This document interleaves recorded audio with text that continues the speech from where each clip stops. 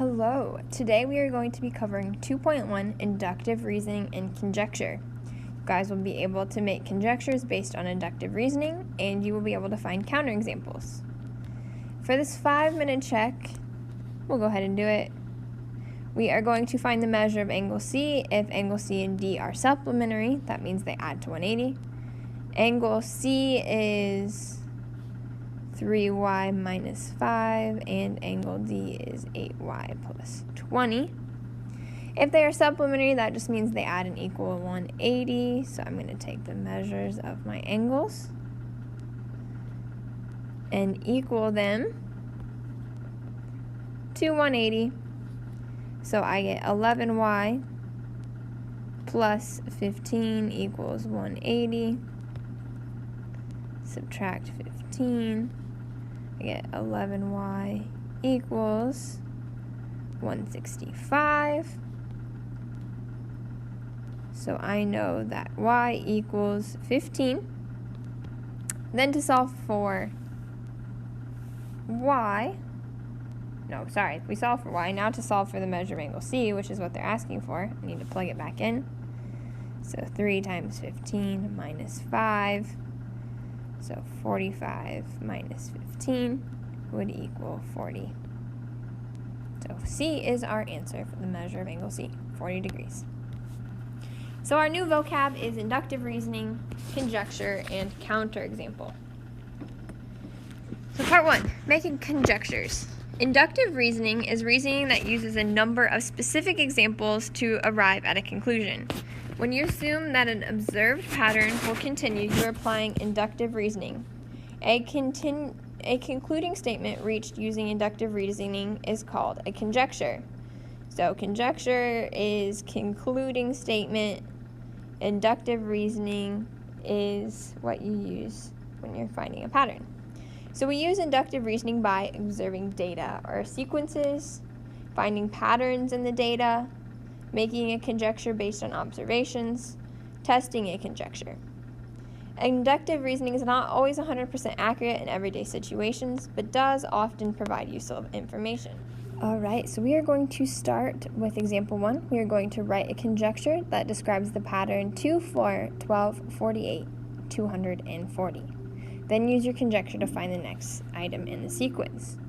So we're going to label these like term numbers maybe. So this is term 1, 2, 3, 4, and 5. So this would be term number 1, and I notice that I am taking this multiplied by 2, multiplied by 3, 12 times 4 is 48, and 48 times 5 is 240, right? So we can make a conjecture saying, this is called, say, the nth term. This is just the term number. So in this case, the number 2 is term number 1, or the first term. So to state this, generally we would say that the nth term is multiplied by the number n plus 1. Now basically, conjectures are just a way to explain what is going on.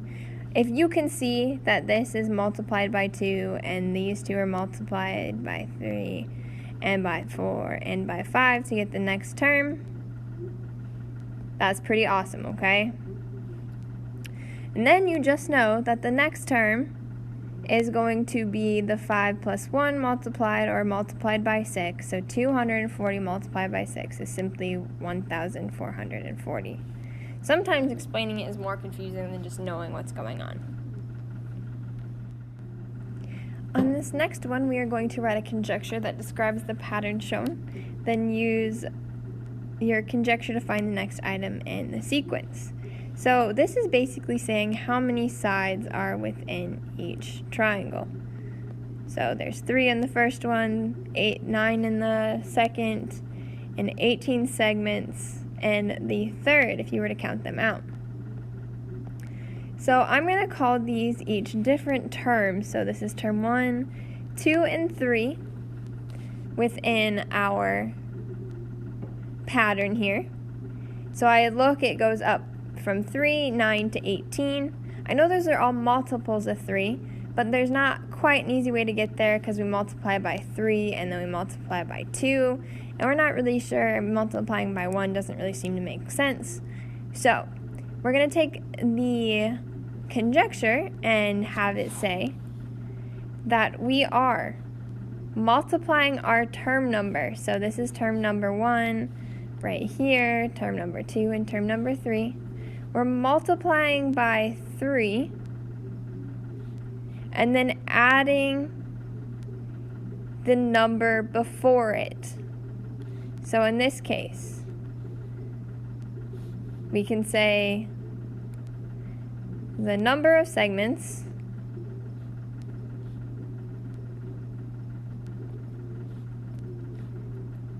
and the nth figure increases by 3n plus the previous figure.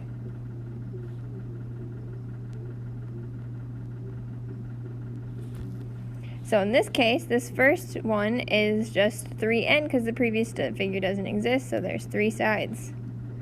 Then we have 3n, or 3 times 2, plus the previous figure 3 would be 9. And then we have 3 times the next, it's term number 3 plus the previous figure would be 18. So we just do that again. 3 times the fourth figure plus the number in the previous figure would make them having 30 sides. Okay? Now we're going to write a conjecture that describes the pattern in the sequence. Use your conjecture to find the next item in the sequence. So, maybe it would be helpful to write here. It looks like we just have the numerator stays the same, and then the denominator does some changing. Now if you look, this is 1 squared, this is 2 squared, this is 3 squared, 4 squared, and 5 squared in the denominator.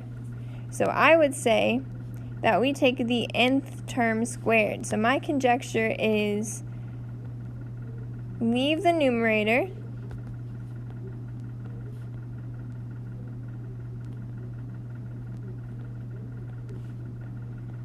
and the denominator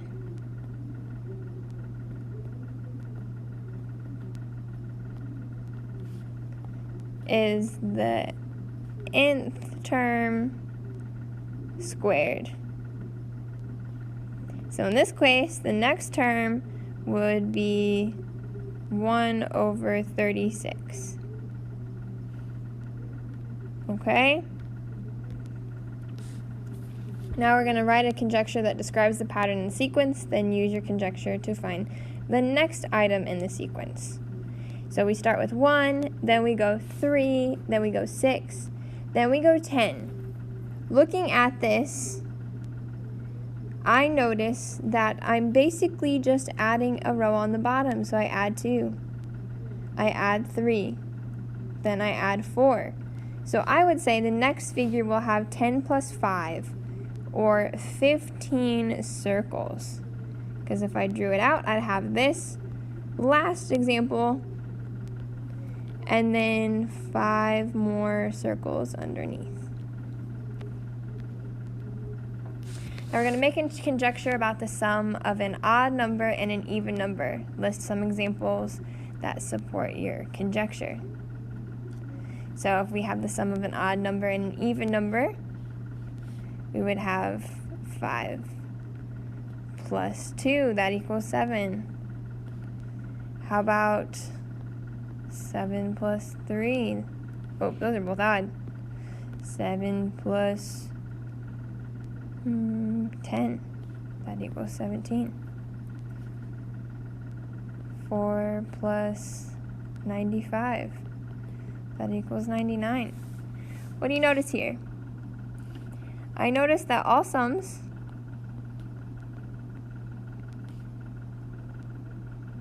are odd.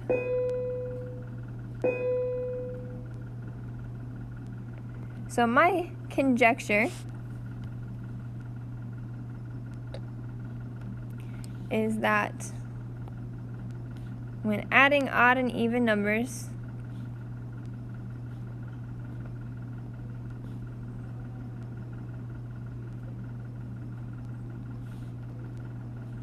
the sum will be odd.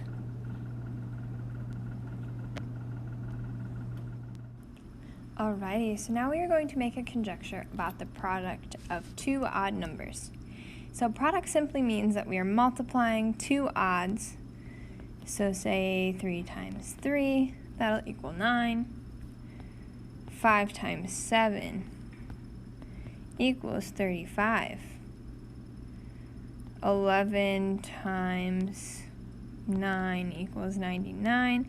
If you notice something, all of our products are odd numbers. So we can make the conjecture that the product of two odd numbers equals an odd number. Okay? So to find counterexamples, part 2, to show that a conjecture is true for all cases, you must prove it. It takes only one false example, however, to show that a conjecture is not true. This false example is called a counterexample, and it can be a number, a drawing, or a statement. So find counterexamples. Unemployment. Based on the table showing unemployment rates for various counties in Texas, find a counterexample for the following statement. The unemployment rate is highest in the cities with the most people. So find the couple cities with the most people and then look at the unemployment rate. The counterexample would be Maverick. Maverick has a lower population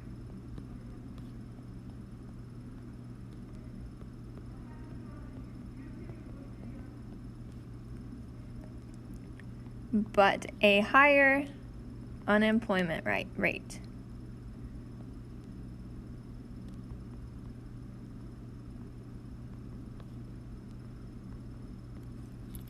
So that would be our counterexample to that statement.